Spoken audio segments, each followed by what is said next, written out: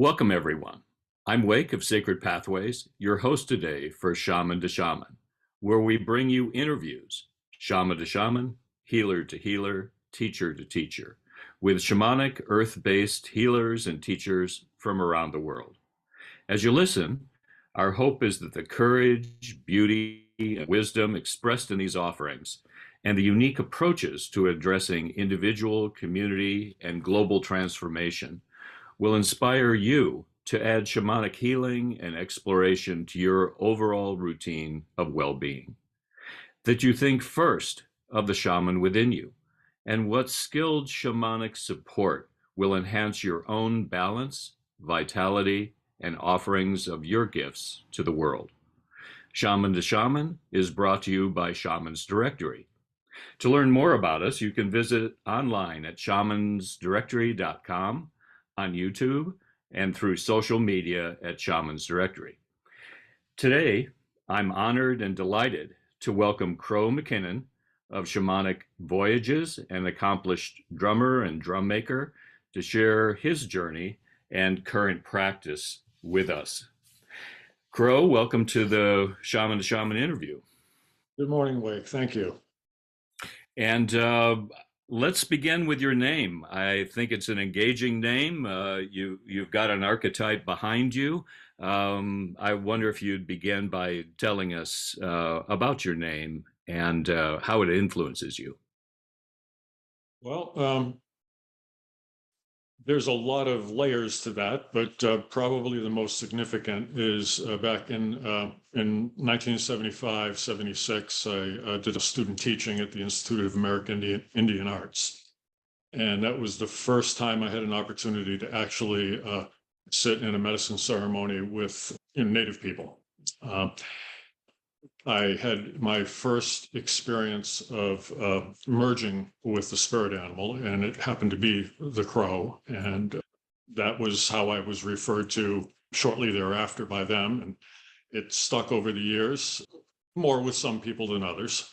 But in my later years, when I've focused much more on my spiritual path, I find that that aspect of me is more to the forefront. So, a lot of people will refer to me that way. I don't have a particular preference. You can call me whatever you like, as long as you don't call me late for dinner, as they say. How about in your community, Crow? How are you perceived? What are you called in your shamanic community? Well, it's interesting you asked that. Recently, I wrote a little opinion piece for Indie Shaman magazine, and it was all about what we call ourselves. And I've given this a lot of thought, like a lot of people have. And what feels best to me is calling myself a medicine person, because that is how I view myself. I am first and foremost an animist, and the understanding that all things are imbued with spirit really gives focus to my work and my daily existence. So that kind of sums up the basics.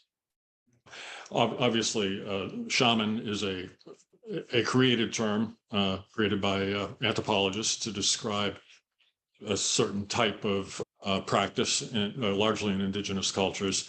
And I believe that using it fairly freely is okay, but calling oneself a shaman oftentimes does sound a little bit like a judge calling himself my honor. So I think it's a good honorific to use with others who are engaged in medicine work. Well, I certainly like the term medicine person. That shows that there's some depth to what you have to offer. I want to revisit the name Crow and just ask you what kind of qualities exist in that name for you. What have you discovered in your journeying with the identity of Crow? Well, a good deal of the traditional interpretations of what Crow medicine is seem to sit well with me, and I can identify with them. But largely, my deepest connection to it is because the crows are the primary spirit animals that I work with. When I do my journey work or healing work, they are generally almost inseparable from my self-awareness and journeys. I work with other spirit animals as well, but the most reliable and deepest connection I have is with the spirit of the crow or crow spirit. There's something about people who have crow medicine that we recognize one another. We oftentimes do gravitate toward one another, and it's not a terribly uncommon medicine to be associated with. And just a little bit more deeply, how would you describe crow medicine?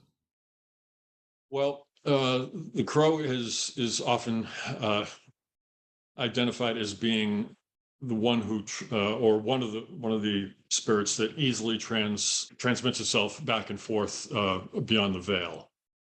Crow medicine people generally are seldom in one place, if you will. That it kind of in both worlds simultaneously. There are a lot of different cultures that interpret the crow medicine in different ways. I'm very interested in what other cultures do, but my own experience is what I put most stock in. And whenever I see crows in the wild, I greet them and I feel a sincere and deep connection to them. Well, I appreciate that description of being in both worlds. That describes the shaman in a certain way, doesn't it? Indeed, yeah. Yeah. Or the medicine person. Um, let's go back then, Crow, to your earlier years of what attracted you to the medicine path and in the first place, and perhaps you could describe some of your training or early experiences with the medicine way. Well, I think like a lot of people who are attracted to this, we were somewhat different from the start. That tendency to be in both worlds was something that described me as a young child. Back before they would use the term ADD freely, I was referred to as a daydreamer, and unfortunately, that was not considered to be a strength when I was young. But as I got older, I drew a lot of inspiration and oftentimes very useful knowledge from that ability to be elsewhere. I think inspiration is a word that really describes it because it's rooted in the word spirit. And when I would be in another world, oftentimes I would come back with very creative solutions to problems, or that's where I felt I'm inspired to artwork or writing. And oftentimes also when I'm engaged with people talking about difficulties and challenges that they may have, very often I feel that I have an access to other knowledge beyond what I have accumulated in ordinary reality. So, so I think you're right, Crow, when you say that that some people experience this because it sounds like you had daydreamancies, you had the ability to be elsewhere, you recognized that, and then you found some foundations to support that. Um, Tell us about your early training in the medicine arts. Well, the earliest training I had was self-education. I was attracted to the subject. I read widely. I had a reputed connection to indigenous people through bloodlines. I didn't have the cultural influence in my upbringing. I was raised pretty, in a pretty common East Coast, middle class way. But I definitely explored a great deal about indigenous practices, particularly Dene or the Navajo, um, and uh, and of course, like a lot of people, I was inspired by the early writings of Carlos Castaneda, and I was a spiritual seeker. I read a lot about a lot of other spiritual traditions, and I kind of boiled things down to the point where I just really had a deep sense that animism was really what rang the truest for me. So when I had my first child, I dialed back my spiritual seeking in order to do a little more, ordinary reality, responsible living. And as my son got older, we did a vision quest when he was 13 years old in a sweat lodge that I had built. I kind of, the pendulum swung back and forth.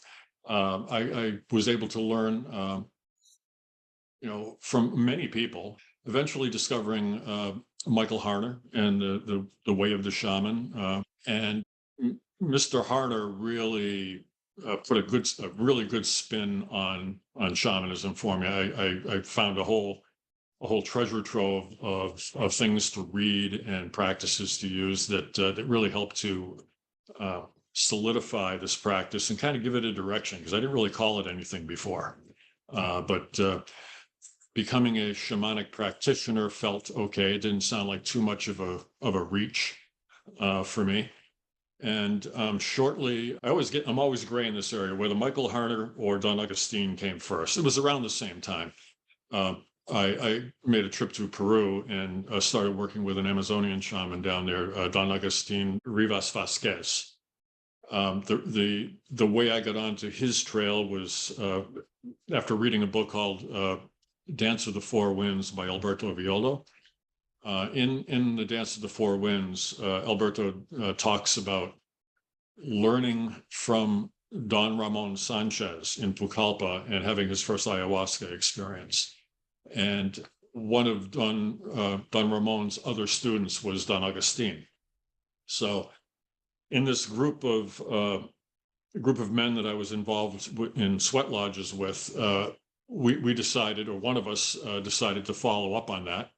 And he discovered a way to get a hold of Don Agustin. Don Ramon had retired at that point in time. And he went down and visited Don Agustin at his camp with a small group. And when he came back, our first sweat lodge, he said, "You guys have to come." I relate this story, and I believe you may have read the story about the Treasure of the Amazon that I wrote for Indie Shaman. That kind of recounts this experience of first working with Don Agustin.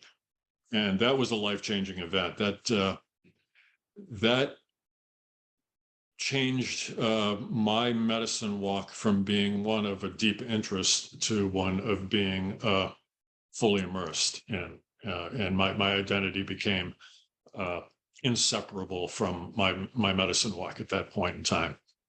Well, that led eventually to the creation of Shamanic Voyages, which you're still deeply involved in to this day, leading trips to both the rainforest and to the Andes.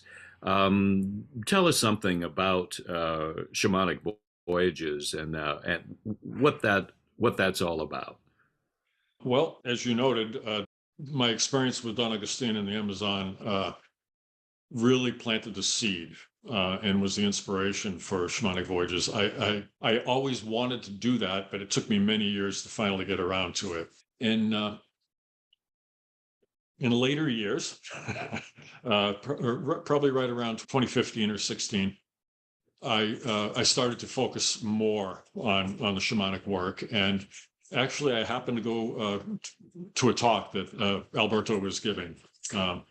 It was kind of like I was ready to get more involved in shamanism. I was winding down my business and so forth. And I listened to Alberto speak, and we had a chat afterwards because of our common connection to Don Ramon and Don Agustin. And it really inspired me to go back and get more formal training. So what I did is I took a 2-week intensive training offered by the Foundation for Shamanic Studies, Michael Harner's group. And then that was followed shortly thereafter by the 3-year advanced training program.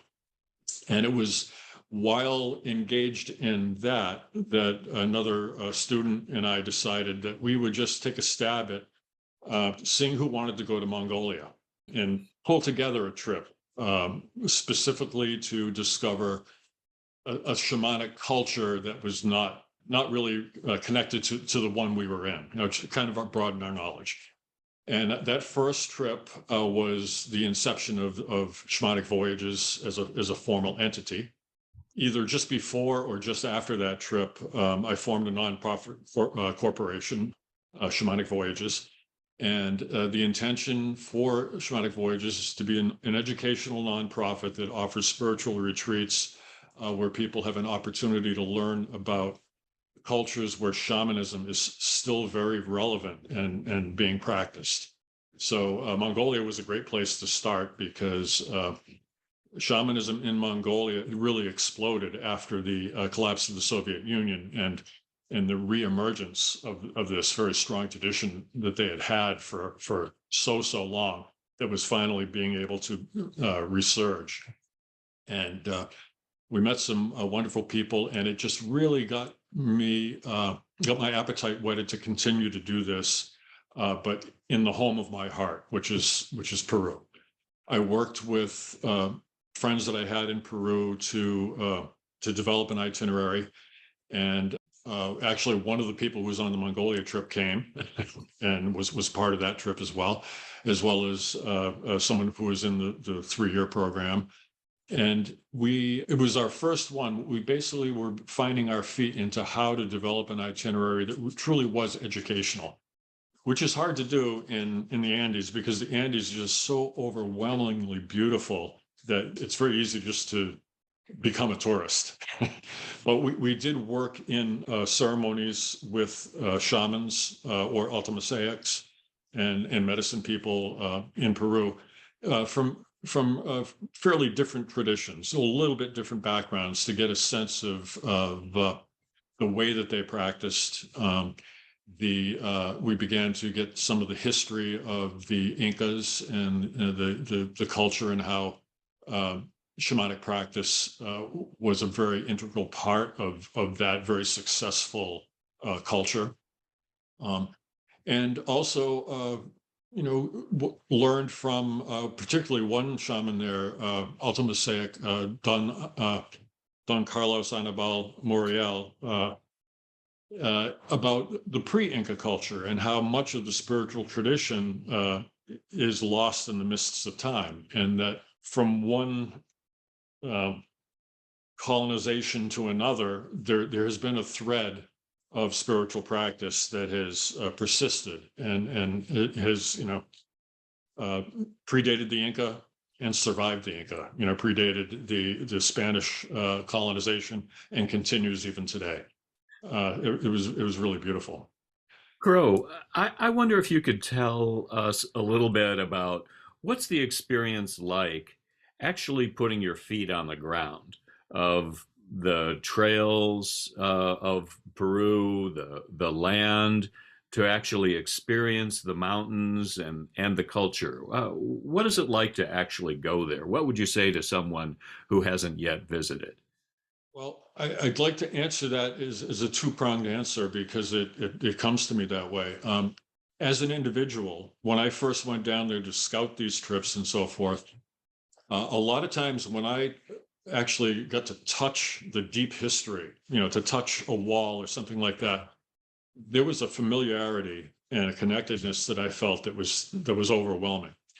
Now, as far as inviting other people and sharing the experience with other people, that's somewhat different. I clearly am using what I've learned and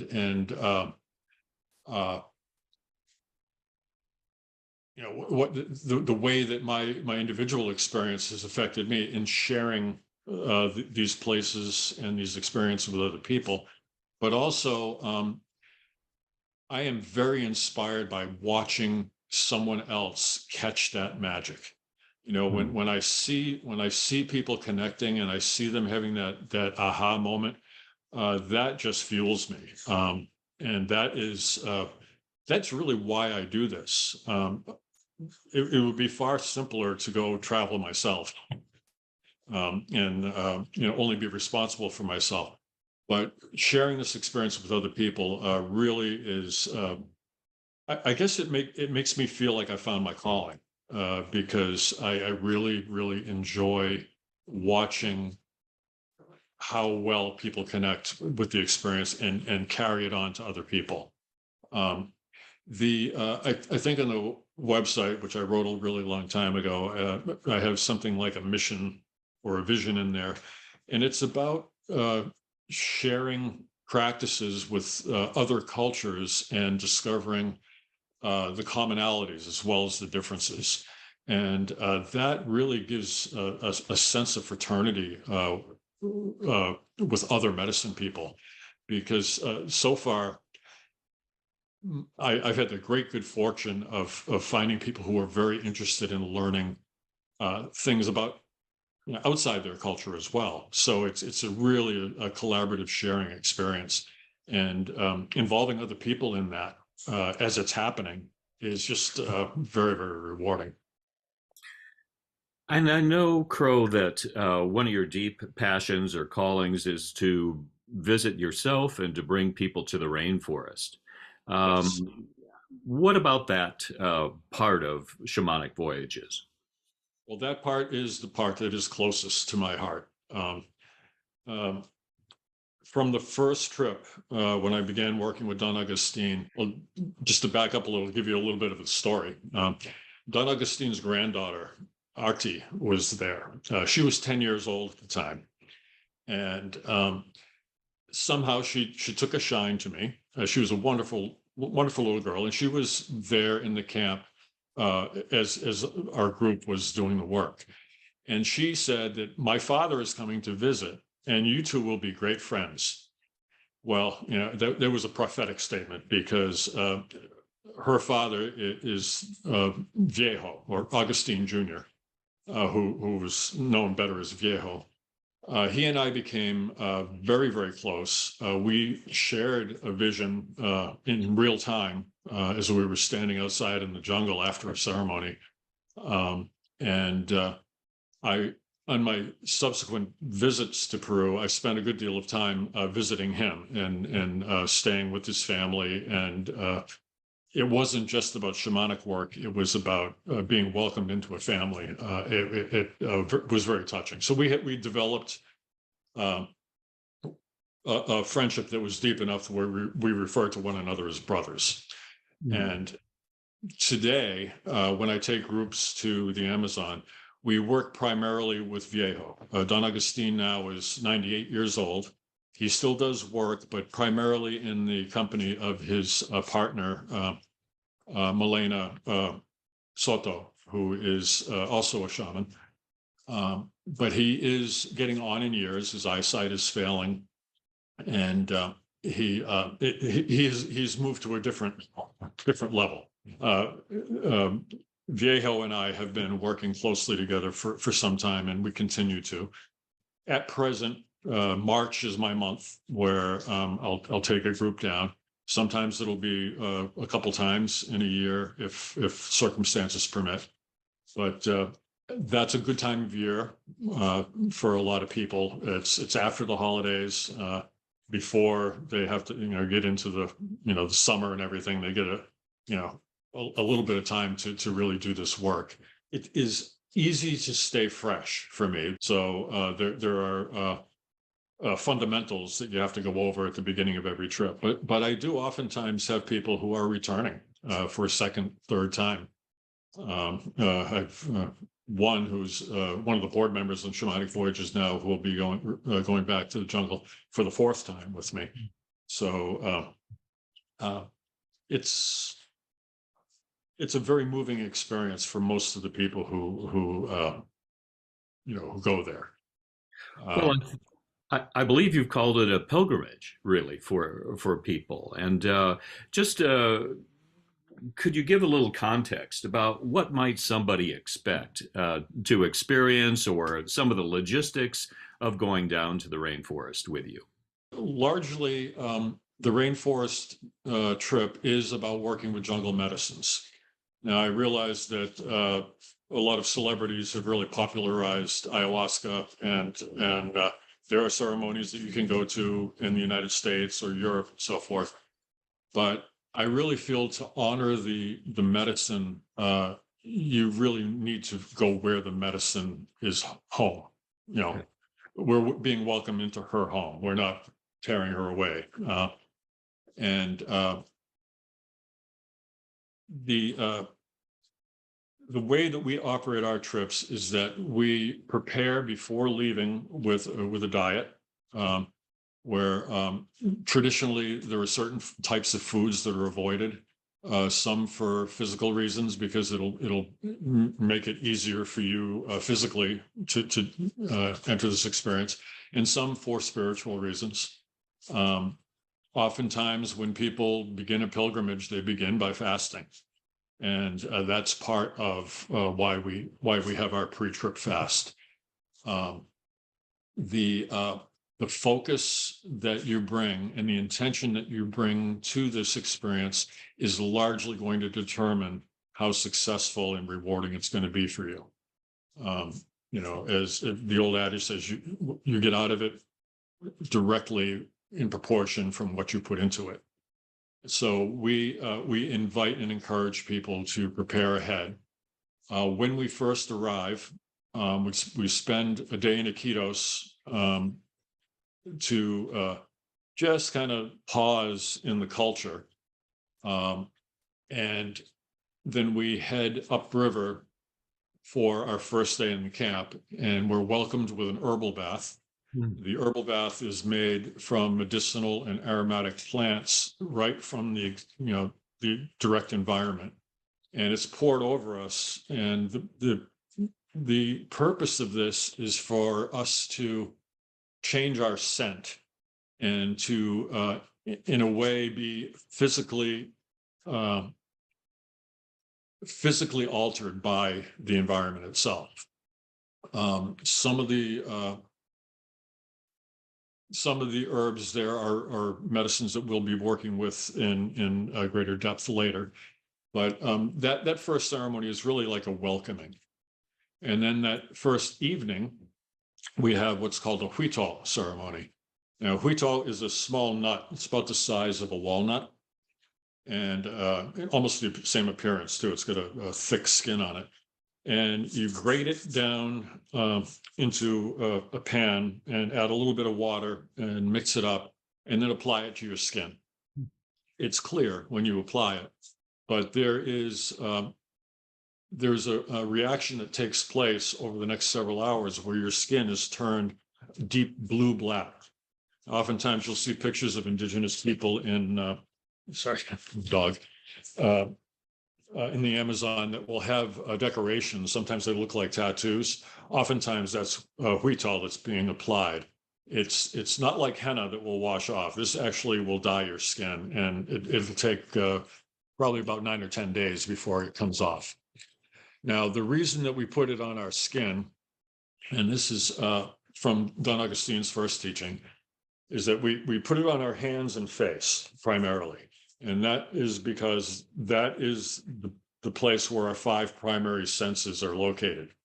You have sight, you have hearing, you have smell, you have taste, and you have touch. And what happens is when you dye your skin, it will concentrate the energies of the jungle to those 5 primary senses. Now, in addition to that, if you wish, you can do your whole body. The physical appearance also kind of identifies you as being a member of a group. Okay, we are the pilgrims. We are kind of unified in a tribe, and the visual representation that shows that the commitment to that connection. So those are the first 2 ceremonies on the first day.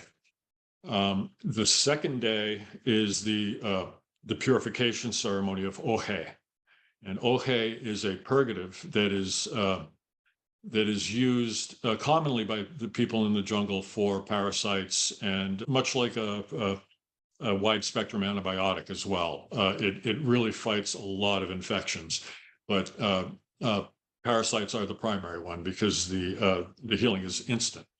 Now, this ohe is not delicious. In fact, it's quite difficult to drink. It does not taste good at all. And it's very caustic. So you have to drink bowl after bowl of warm water after you drink the ohe to keep it from burning your digestive tract. If you drink the water and you follow directions, there's no danger, but you have to follow directions. This will result in a purging of your entire digestive tract, vomiting, diarrhea, other, traditionally unpleasant experiences. But because we're doing it with the intention of purifying ourselves for the upcoming ceremonies, and in some ways also offering up our discomfort for the purpose of enlightenment, it is a sacred ceremony, and I don't want to minimize it in any way at all. A lot of people don't really like it, and it's the part they want to forget. It's like fasting in some ways. It's intentionally putting yourself in a place of discomfort for the purpose of being enlightened. And this type of thing, much like fasts or vision quests, does attract the compassion of the spirits. And this is also an additional reason behind this ceremony. Well, Once we're done, it sounds, Crow, like this whole experience is well explained and well guided and accompanied. I don't think anybody would want to go down to the jungle with without the intentionality that you bring to it, and without the experience and the guidance that's available there. It feels like you're really taking a comprehensive approach in receiving the gifts of the rainforest. I believe that's one of your focuses, to really support the pilgrim or the journeyer in a meaningful way. absolutely. There are people who go on hallucinogenic vacations and don't approach it with the same kind of respect, and their results are very different. By approaching it as a pilgrimage and as a spiritual retreat, it is a very, very different experience. I also like to incorporate some core shamanic practices as well that really weren't part of what Don Agustin did, or Viejo even, but doing a traditional drum journey both inside and outside of the ayahuasca ceremony environment also helps to maintain that posture of being engaged in a sacred time. So we fill our time very, very well. We're there for roughly 2 weeks, and usually the average trip will have 3 ayahuasca ceremonies, but there will be other ways that we fill the time that really give people an opportunity to work on the intention that they brought to the journey at the beginning. Crow, you've mentioned repeat customers, those who come back and really are drawn to the experience and the way you guide and support it. If I were to be a first-time participant, what is your sense of when it's appropriate to go down to the rainforest, if you can put it in these terms, to take such a journey? Well, in doing an interview with people who say they would like to come, I almost always hear the same words or very similar words to, "I feel called to this. I really feel drawn to this." That, as opposed to, "I'm interested." That sounds cool. There are other ways that people might be excited to go, but what I've found is that the people, and I feel very lucky here, the people who've come to join my trips generally are really seeking something, and they feel drawn to this, and that feeling remains even once I describe to them some of the depredations that they may experience on this trip. This is not by any means a vacation. There may be moments where you can take a walk in the jungle or lay in the sun and relax and so forth. But for the most part, it's work. And it's not just working on yourself either, because there have been people who've come that knew they needed to do some work and then discovered that the work was much larger than they originally imagined. I've seen a tremendous change in so many people. I've seen people who were angry people become free of that anger that drives them. I've seen people who have a long history of PTSD actually find a quiet place and a connection that they didn't have before. People who suffer from depression or alcoholism. There was one person that I knew who really had a struggle with his addiction, and one experience in the jungle led him to an awareness that he had another path that was free of alcohol, and he just never picked up a drink again. Wasn't interested in picking up a drink again. And having worked with other people with substance issues in the past, it really struck me how successful and total the change was in him. I've met people who have gone into remission for cancer, after one experience in the jungle. And we have one fellow on our trip now who is he's cancer free, but he is going to continue his recovery and to bring a new life to his post cancer. But he's very excited about this, and this is a gentleman who had gone many years ago, 30 years ago or so, and hasn't been there since. So he's not walking into it not knowing, but he's bringing a very well defined intention, and that's what I really like to see people do when they come on these trips, is to have the work. Well, Crow, then, if someone feels the call to work with you, to go to the jungle, what's the first step? Well, ideally, the first step is to get in touch and ask, what do you recommend that I learn beforehand? There are a number of articles, books, videos that you can watch that will kind of give you a little bit of a grounding in it. For Westerners, that's important because this isn't part of our culture like it is down there. Down there, most of the native people pretty much know what to expect. There's a normalcy about it. It's not at all exotic to them. For Westerners, a lot of them don't really understand spirits, unless they're involved in shamanism or something already. The awareness that everything has a spirit and all spirits are of equal value, and that at some level, all spirits can interact. These are things that, aren't part of our culture, but are part of the culture down there. And these are things that you will experience when you're down there if you open yourself to that. And is it appropriate to have a personal contact via social media or a phone consultation with you to see if there might be a fit? I prefer to do an interview with people individually.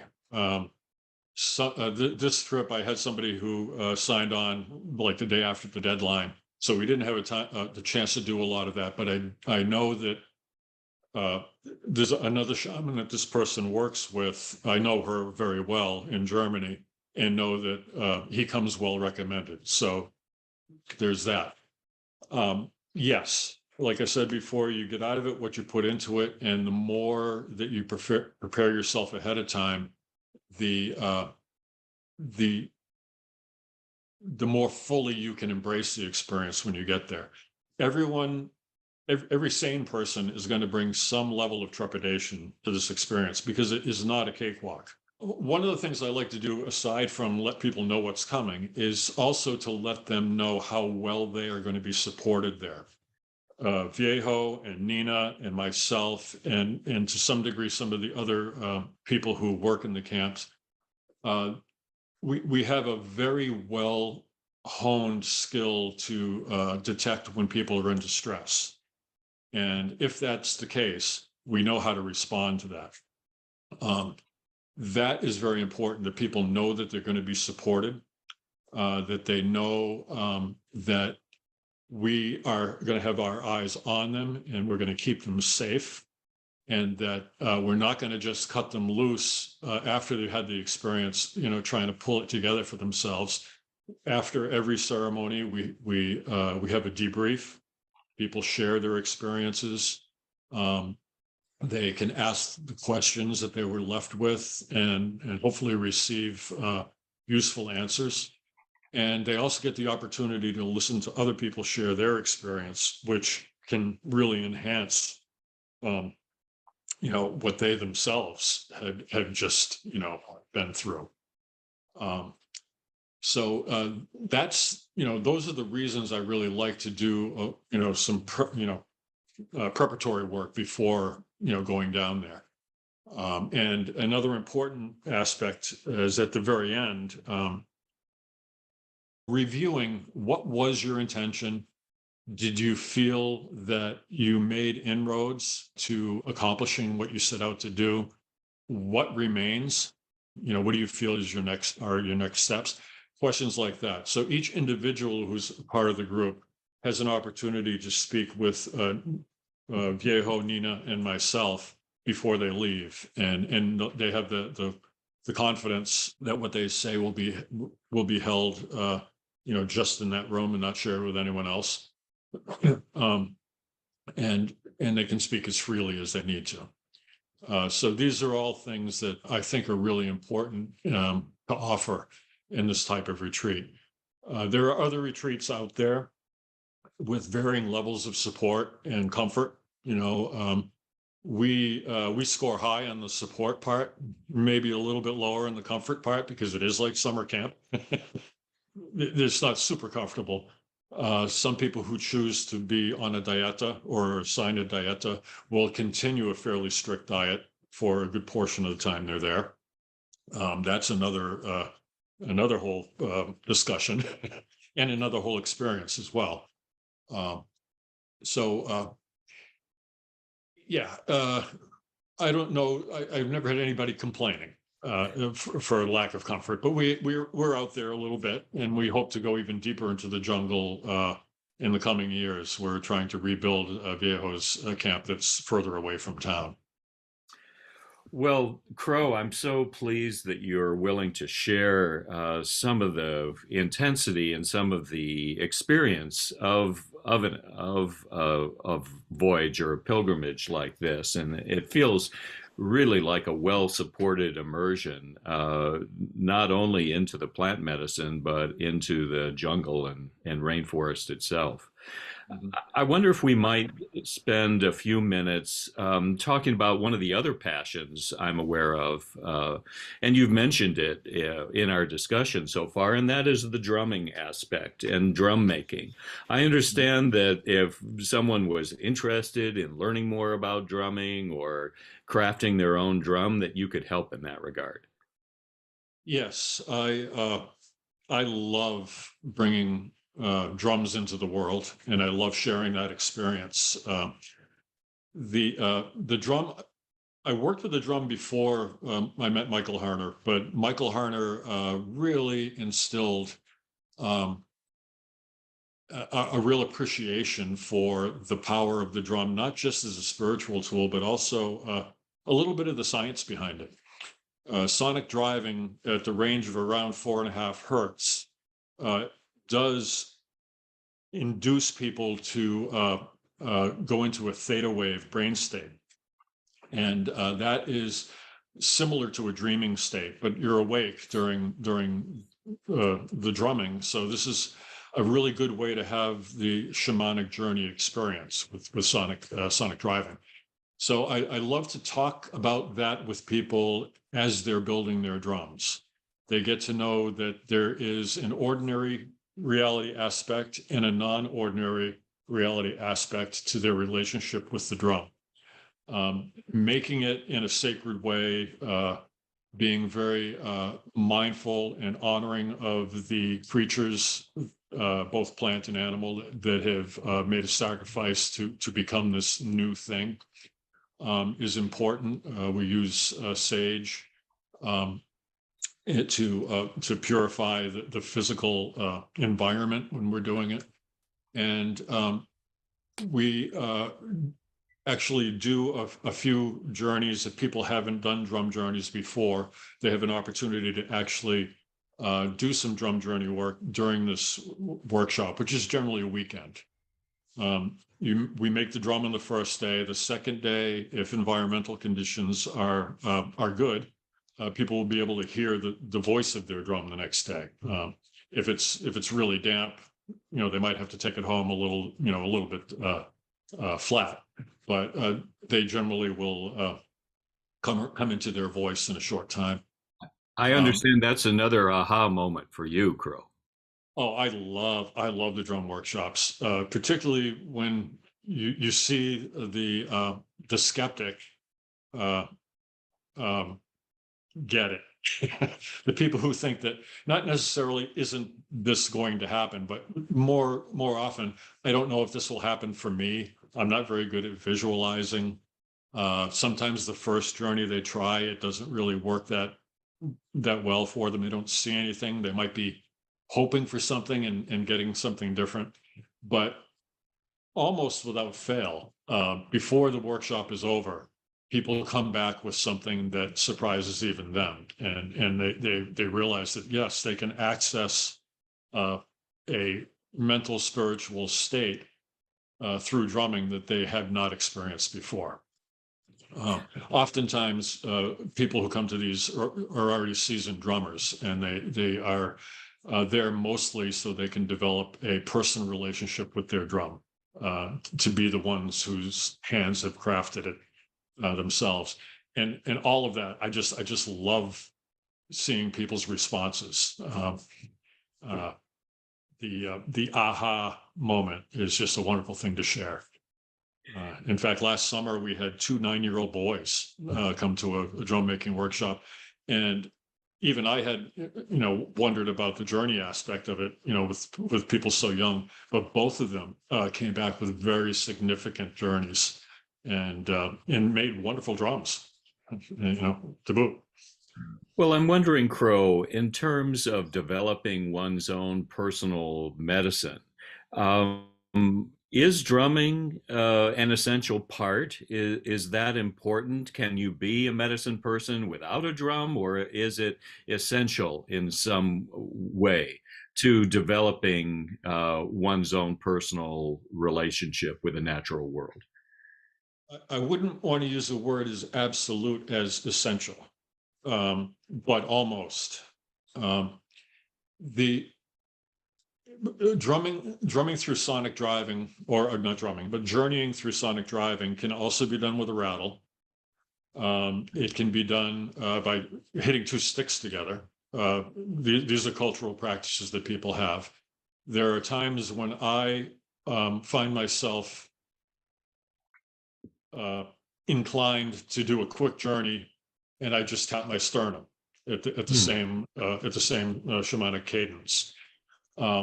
So it is not essential, but it is certainly a very reliable doorway into non-ordinary reality.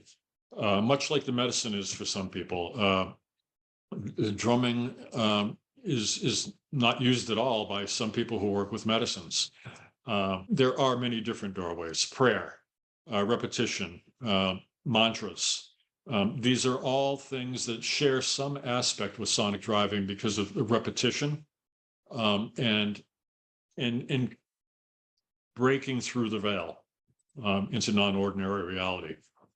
So I hesitate to use the word essential, but absolutely valuable. Yes. Thank you. And Crow, is there anything you'd like to leave our audience with? Well, boy, Ah, prepare me for that one. you spoke eloquently. no matter what the subject. And I really like your focus on the training, on the medicine, on people finding their own way of pursuing their medicine path, and you having a particular emphasis in the jungle and the voyages that you lead and support to bring people to true experience. I think is amazing, and it needn't be anything profound, but it will be impactful for people. Is there a message from your practice? Is there a message or a statement that you think would be of value at this point in time? Well, yes. Probably the most important thing that I've learned in my medicine walk is the importance of the other. It's very easy to feel powerful, but it's not us that does the healing. It's the community. It's the spirits, and I I know that I need to be very careful about using my ego in a productive way, because it's very easy, if you are paying too close attention to yourself, to not hear the voice of the other. And the other is where the learning is. I already know what I know. It's outside myself where further knowledge exists. And so, to boil that down, be mindful of the other, or the voice of the other. Thank you so much, Crow. And as we close, I know that you've been an important part of Shamans Directory in its formation, in its support. You're an ambassador to Shamans Directory. Tell us a little bit about your relationship with the organization itself and what you feel is the value of the vision, one fire, one medicine. Well, the existence of Shamans Directory was serendipitous. I just happened to see the words on a post on social media, and it stuck with me. And I thought, I want to. There's something here, that I was attracted to. So I got in touch with, I think it was Trish, via social media, and I explained a little bit of what I did and asked, if there was some way that we could work together.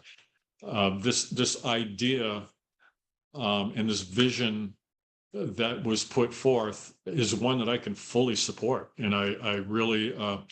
One of the things I admire most about it is that it's not. It doesn't have its foundation in some specific training program or cultural practice. It is truly, I'll use the word democratic, for lack of a better one, and inclusive. And it kind of echoes some of the vision that I have in my undertakings, and I wanted to be involved. So I met with the founders on a Zoom meeting, and we talked a little bit. And I said, well, how can I help you? Because I really wanted to see them succeed. And they have also, they have contacted other people who are helping as well. And some people are offering great free programs. And I have really encouraged everyone that I know that is either a practitioner or a cultural shaman to try to become involved. The only stumbling block I've seen so far has been one of language, and that's being worked on. My understanding is that there will be a Spanish version of the page available very soon, and for me that's important because many of the medicine people I work with are native Spanish speakers, and I expect in time it will branch out even more. But the one fire is very reminiscent of a lot of other prophecies or just obvious directions that many people know that we need to go in as a culture or as a species, in order to survive and flourish, because we're in troubling times right now. And what about the aspect of Shamans Directory in letting the medicine people get to know one another and bringing themselves together in a meaningful way? That is at the core of what I love most about it, because that's what what I'm trying to dedicate myself to as well. Um, the more that we share and recognize our commonalities, as well as our differences, the closer that we become as a spiritual family or spiritual community. And spiritual community is extremely important and very, very powerful. The power of coming together to work for healing, or to reestablish harmony or a balance where it's been lost, is just so much more effective than struggling to do it just by yourself. You know, good intentions are good intentions, but when they're joined with other people's good intentions, they become a force. That's beautiful. It's been a delight to get to know you in this way. I'm sure those who are watching the program will be inspired by your integrity, your sincerity, and what support you offer for very important experiences. Not only the voyages, where you get to really be immersed in the environments that you've chosen, but also in the drumming, and to bring that power to your everyday practices. So I so appreciate your willingness to share your medicine, to join Shamans Directory, to contribute in the way that you do, and to be available to bring the medicine further into the fire and let it grow. On behalf then of Shamans Directory, I want to thank you, Crow, for your deep participation. I want to thank you, viewers, for your participation in this session of Shaman to Shaman. We hope you've been inspired. I certainly have. And if you'd like to schedule a journey, make a drum, or have an inquiry for Crow MacKinnon, or learn more about other amazing healers and teachers who have chosen to join Shamans Directory, please visit us at shamansdirectory.com. Until next time, this is Wake. Thank you for watching our program, for living your sacred life, and for walking your sacred pathway. Thank you.